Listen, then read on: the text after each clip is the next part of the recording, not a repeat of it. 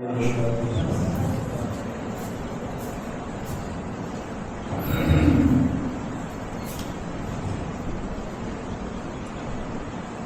بالله من الشيطان الرجيم. بسم الله الرحمن الرحيم.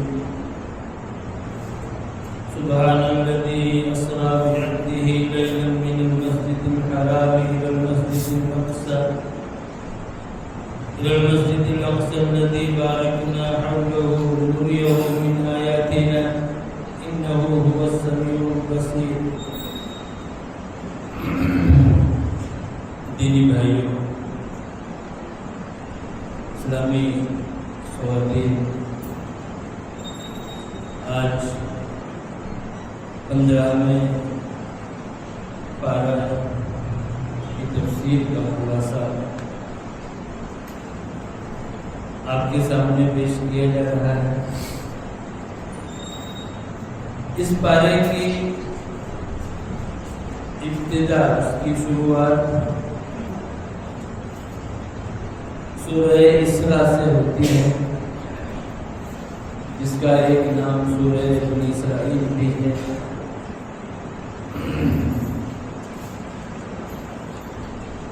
اس سورت کا آغاز ایک انتہائی حیرت انگیز سفر سے ہوتا ہے. اللہ نے اس کی شروعات سبحان، لفظ سبحان سے کی، اور قرآن کریم میں آپ دیکھیں گے تو یہ سبحانہ کا لفظ کسی حیرت انگیز چیز کے لیے ہی استعمال کیا گیا ہے. یہاں بھی اس لفظ کا استعمال ایک انتہائی حیرت انگیز، تعجب میں ڈالنے والے سفر کے لیے ہوا ہے. اور یہ سفر بھی کیسا ہے؟ ایک سفر میں دو سفر، زمین سے زمین تک اور پھر زمین سے آسمان تک، بلکہ آسمانوں سے اوپر.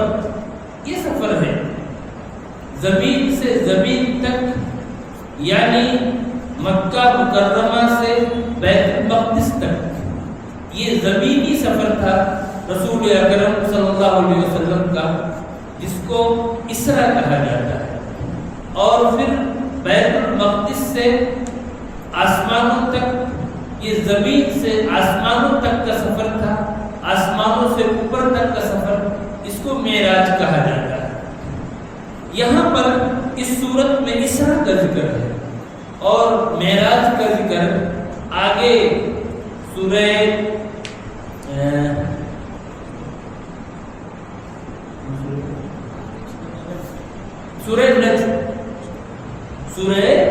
نجم میں آئے گا. معراج کا ذکر سورہ نجم میں آئے گا. اور احادیث میں بھی بہت سی احادیث آپ کو ملیں گی، بخاری کی، مسلم کی، جن میں نبی اکرم صلی اللہ علیہ وسلم کے اس سفر معراج کو بیان کیا گیا ہے. اللہ رب العالمین نے یہاں پر اس سفر کی طرف ایک آیت میں، صرف ایک آیت میں اس کا تذکرہ کیا ہے. کیا فرمایا؟ سبحان الذی اسری بعبدہ، پاک ہے وہ ذات جو اپنے بندے کو لے گیا،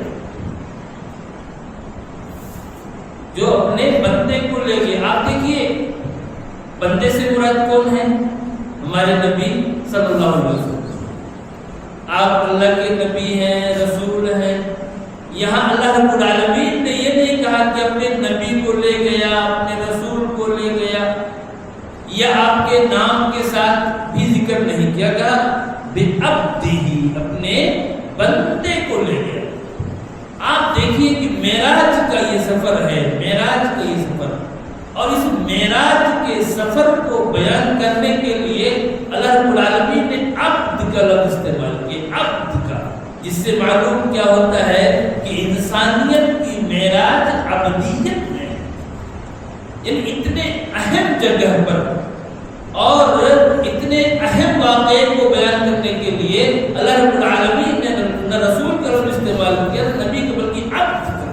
ایک انسان کی معراج یہ ہے، اس کا کمال یہ ہے کہ وہ اللہ کا عبد ہو، اس کا بندہ ہو۔ اور کیا کہا؟ لیلا من المسجد، عجیب سفر تھا۔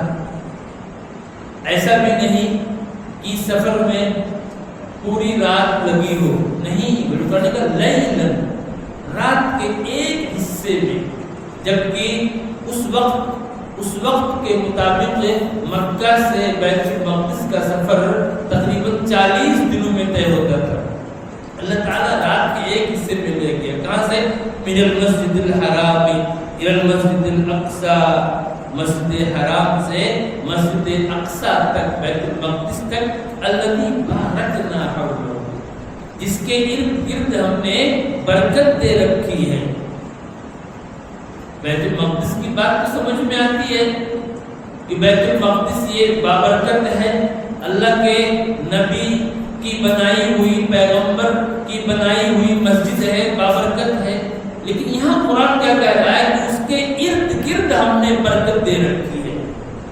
اس کے بیت المقدس کے ارد گرد، اس کے ارد گرد برکت کا کیا مطلب؟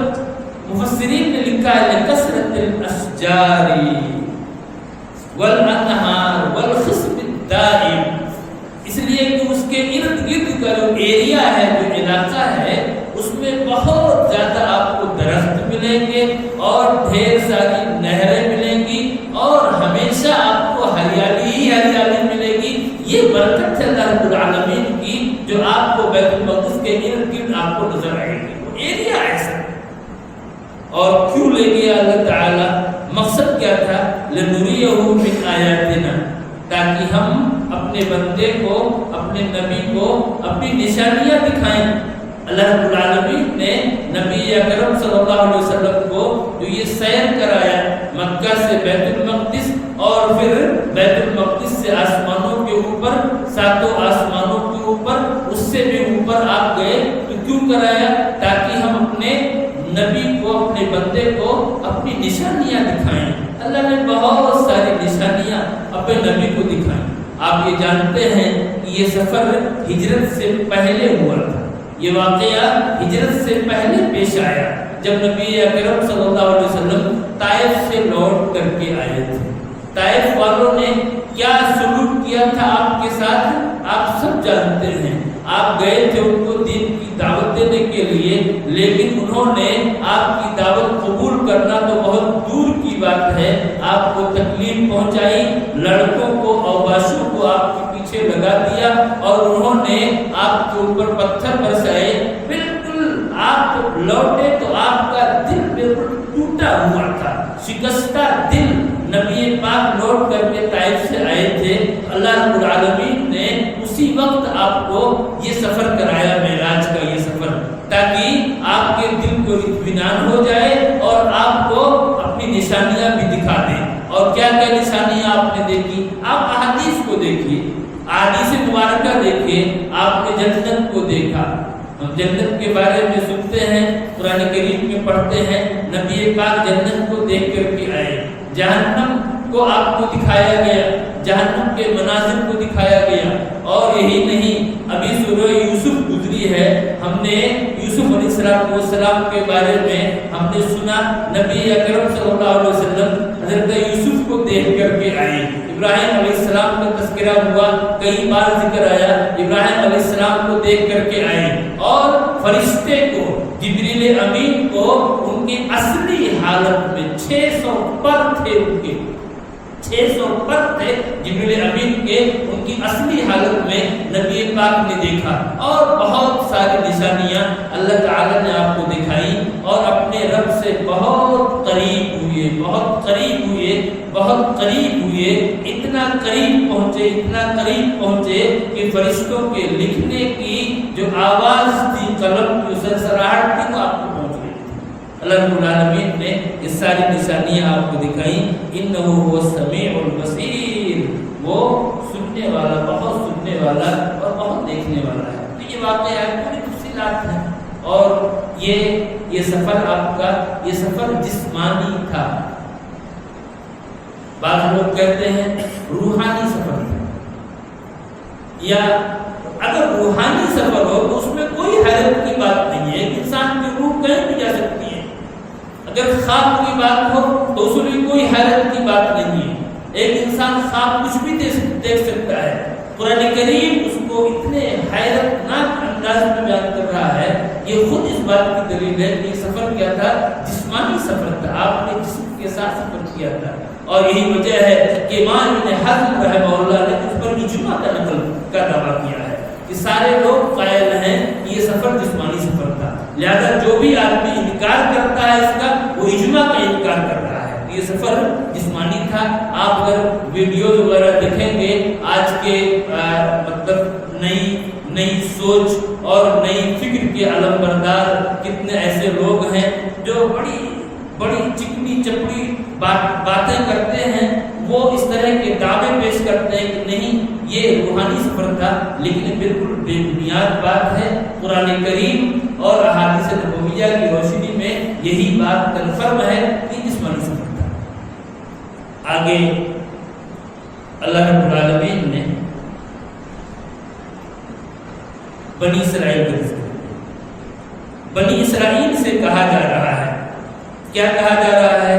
اللہ تتخذوا من دونی وکیلا، کہ تم میرے علاوہ کسی کو اپنا کارساز، کسی کو اپنا مددگار نہ بناؤ۔ یہ بنی اسرائیل سے کہا جا رہا ہے، اور کیوں نہ بناؤ؟ جیسے ہوتا نہیں ہے، آپ کسی سے کہیں کہ بھائی تم ایسا مت کرو، یہ کام تمہارے شان نہیں ہے، اس لیے کہ تم فلاں کی اولاد ہو، تم فلاں خاندان سے ہو، تم فلاں حاجی کے فلاں عالم کے بیٹے ہو، تمہیں ایسا نہیں کرنا چاہیے۔ قرآن کا وہی انداز ہے، پہلے تو کہا اللہ تتخذوا من دونی وکیلا، تم میرے علاوہ کسی کو اپنا کارساز نہ بناؤ۔ کیوں نہ بناؤ؟ اس لیے کہ تمہیں معلوم نہیں ہے کیا ذریۃ من حملنا مع نوح، ذریۃ من حملنا مع نوح، تم ان کی اولاد ہو، تم ان کی نسل سے ہو جن کو ہم نے نوح کے ساتھ کشتی میں سوار کیا تھا، جن لوگوں کو ہم نے نوح کے ساتھ کشتی میں سوار کیا تھا، تم ان کی ذریت سے ہو، یعنی تمہارا تعلق حضرت نوح علیہ السلام سے ہے۔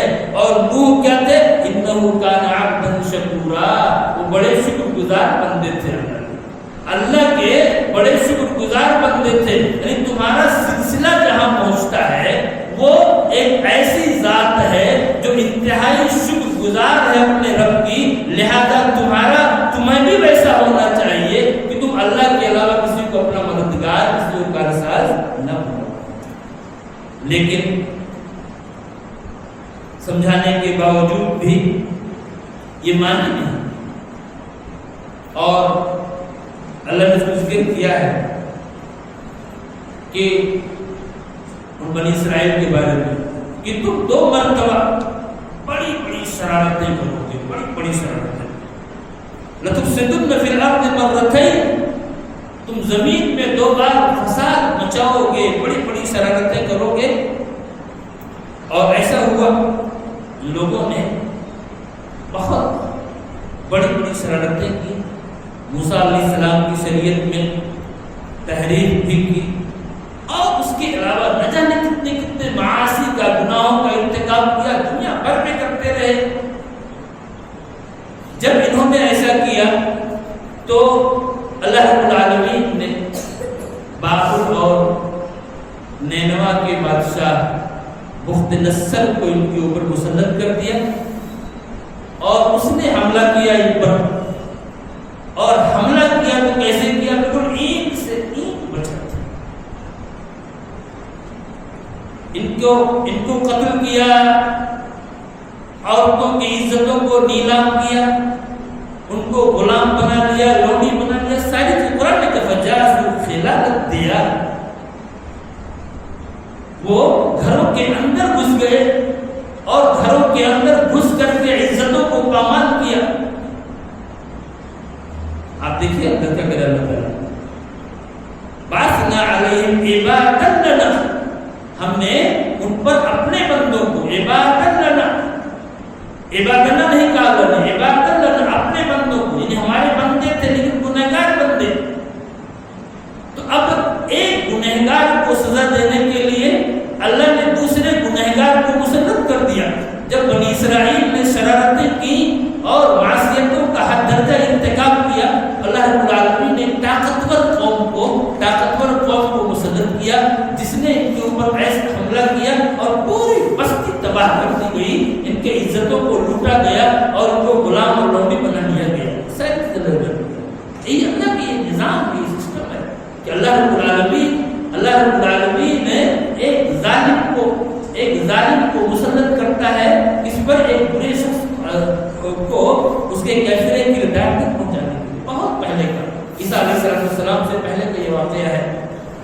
مورخین نے جو لکھا ہے کہ 586 قبل مسیح کا واقعہ یہ ہے جب اس بادشاہ نے ان کے اوپر حملہ کیا تھا بنی اسرائیل کے اوپر. اس کے بعد پھر ان کو توفیق ہوئی توبے کی. قرآن نے کہا ثم رددنا لكم الكرة عليهم وامددناكم بأموال وبنين وجعلناكم أكثر نفيرا. پھر اس کے بعد اللہ نے دوبارہ ان کو مہلت دی. کچھ انہوں نے توبہ کی، معافی کی مانگی، اللہ کے رجوع کیا تو اللہ کو مہلت دی. لیکن پھر جب دوبارہ شرارت کی تو پھر اللہ نے ایک دوسرے کو مسلط کیا، دوسرے بادشاہ کو مسلط کیا، دوبارہ اس نے حملہ کیا. اور اس طرح سے ان کو ان کے اس جرم کی سزا چکھائی گئی. یہ قرآن کریم بیان کر رہا ہے.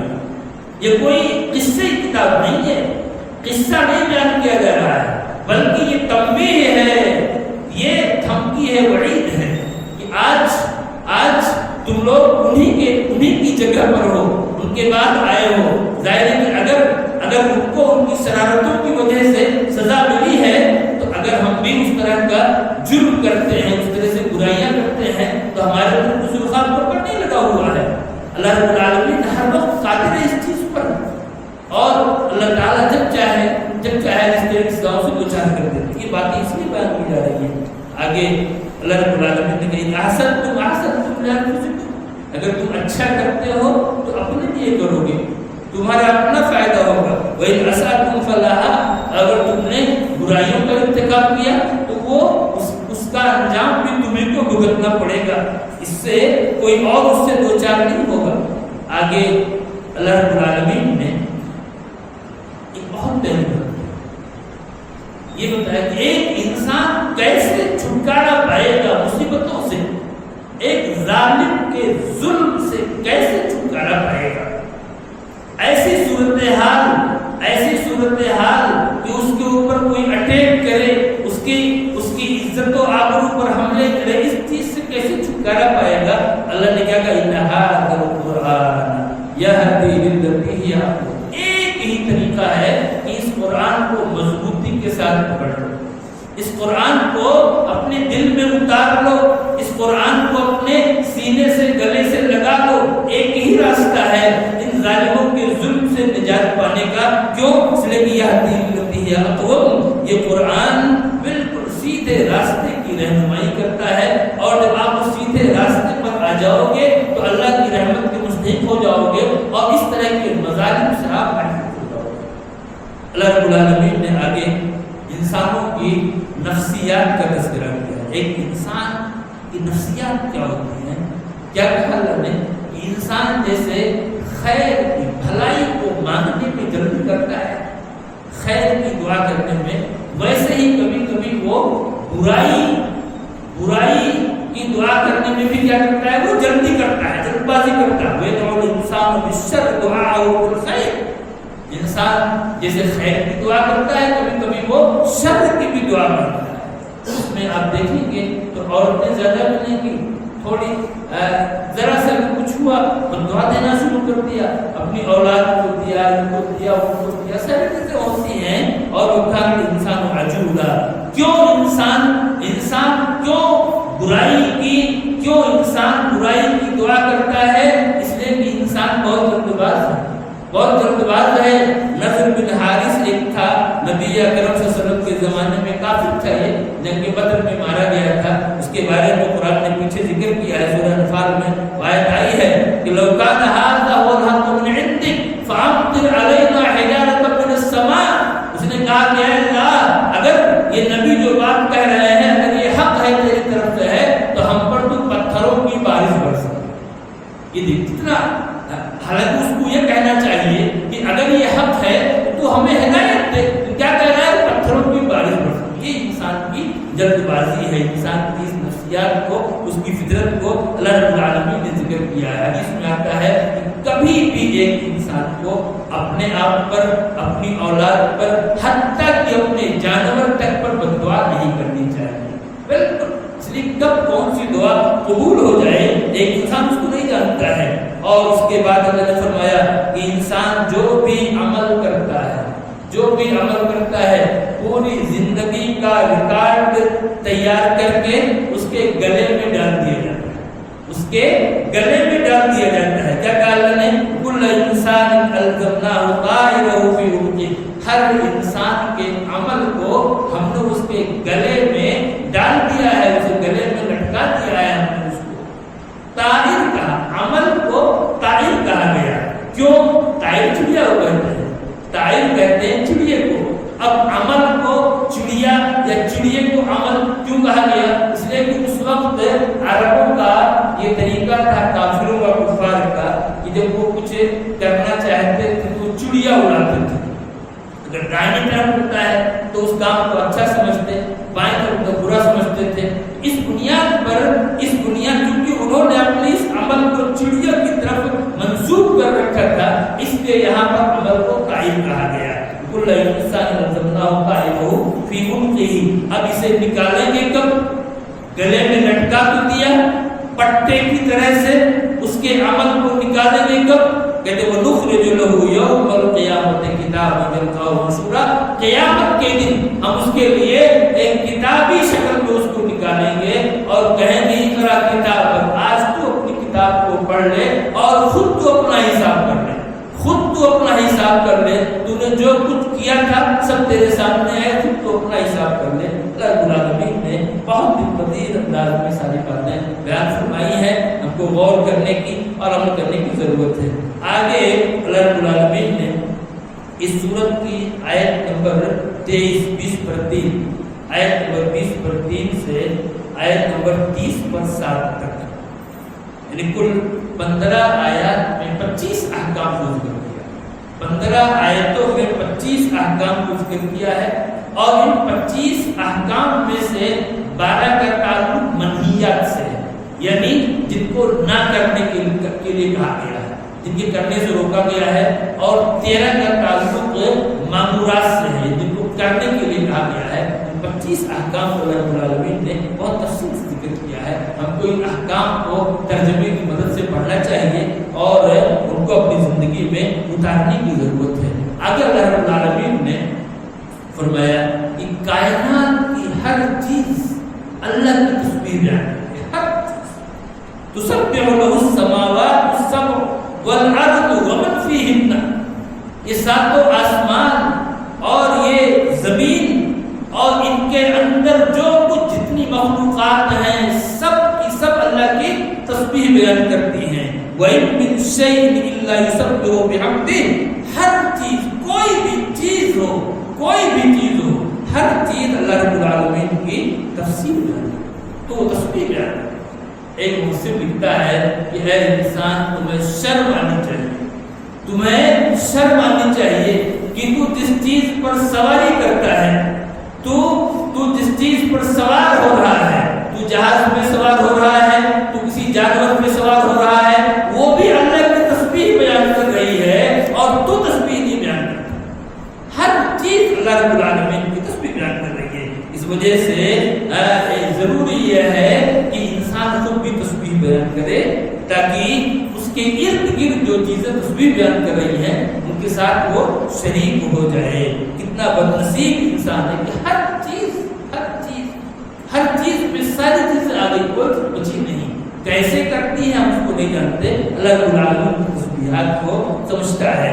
اور اس کے علاوہ اللہ رب العالمین نے سورت میں انسانوں کو بہت اہم تعلیمات دی ہیں. سورہ بنی اسرائیل کے اندر یہ وجہ ہے کہ رسول اکرم صلی اللہ علیہ وسلم بہت پابندی کے ساتھ اس سورت کی تلاوت فرمایا کرتے تھے. اور اللہ رب العالمین نے اس سورت میں بتایا ہے کہ اللہ سے قریب ہونے کا نسخہ، ایک انسان کیسے اپنے رب سے قریب ہوگا. رب سے قریب ہونے کا نسخہ اللہ نے بتایا. کیا کہا؟ وَمِنَ اللَّيْلِ فَتَهَجَّدْ بِهِ، رات میں تہجد کی نماز پڑھی. نافلۃ لک، یہ اللہ رب العالمین سے قرب کا انتہائی بہترین ذریعہ ہے کہ رات کی تنہائی میں اٹھ کر کے آپ اپنے رب کو یاد کیجئے. اور کتنی امپارٹنٹ چیز ہے، میں آپ کو یہ بتا دوں کہ نبی اکرم صلی اللہ علیہ وسلم کو مدینہ پہنچے ہجرت کر کے. ظاہر ہے کہ آپ کا لوگ کئی دنوں سے آپ کا انتظار کر رہے تھے اور باہر نکل کر کے اور لوٹ جاتے تھے جب آپ مدینہ پہنچے.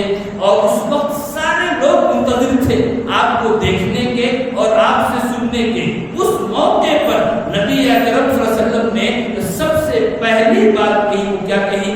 یا ایھا الناس افشوا السلام واطعموا الطعام وصلوا باللیل والناس نیام. 3 باتیں ہیں. اب آپ بتائیے ایک بڑے انسان کا جو پہلا میسج ہوگا کتنا امپورٹنٹ ہوگا. تو آپ 3 باتیں کرو. لوگوں سلام کو عام کرو، سلام کو عام کرو، واطعموا الطعام، اور لوگوں کو کھانا کھلاؤ، اور وصلوا باللیل والناس نیام، اور رات میں جب دنیا سوئی پڑی ہوتی ہے اس وقت اٹھ کر کے اپنے رب کو یاد کرو. کیا چیز ہے؟ اللہ رب العالمین کے قرب کا بہترین ذریعہ ہے. اللہ رب العالمین نے اس کو حکم دیا، اپنے نبی کو حکم دیا، اور نبی کے واسطے سے پوری امت کو اس بات کی تعلیم دی گئی ہے. اب یہ ہے کہ تہجد سے نبی کو جو ثواب ملتا اس میں اور ہمارے ثواب میں فرق ہے. یہ تہجد کی نماز نبی کے لیے رفع درجات کا باعث تھی. اس سے آپ کے درجے بلند ہوتے تھے، اس لیے کہ آپ کے گناہوں کی مغفرت کا کوئی مسئلہ ہی نہیں ہے. وہ تو اللہ نے اعلان کر دیا کہ ہم نے آپ کا سب معاف کر دیا. لیکن ہمارے حق میں یہ کیا ہے؟ رفع کفارے سیئات ہے، ہمارے گناہوں کے لیے کفارہ ہے. اس لیے ہمیں اس کا اہتمام کرنا چاہیے. اور اللہ رب العالمین نے اپنے نبی کے تعلق سے یہ بتایا کہ آپ اگر ایسا آپ کو اس کا فائدہ کیا ہوگا، آپ کو مقام محمود ملے گا. پوری تفصیلات ہیں. اللہ رب العالمین ہم کو ان باتوں کو سمجھنے کی اور ان کے اوپر عمل کرنے کی توفیق عطا فرمائے. آمین یا رب العالمین. صلی اللہ علیہ وسلم محمد وعلی آلہ وصحبہ وسلم. السلام علیکم ورحمۃ اللہ.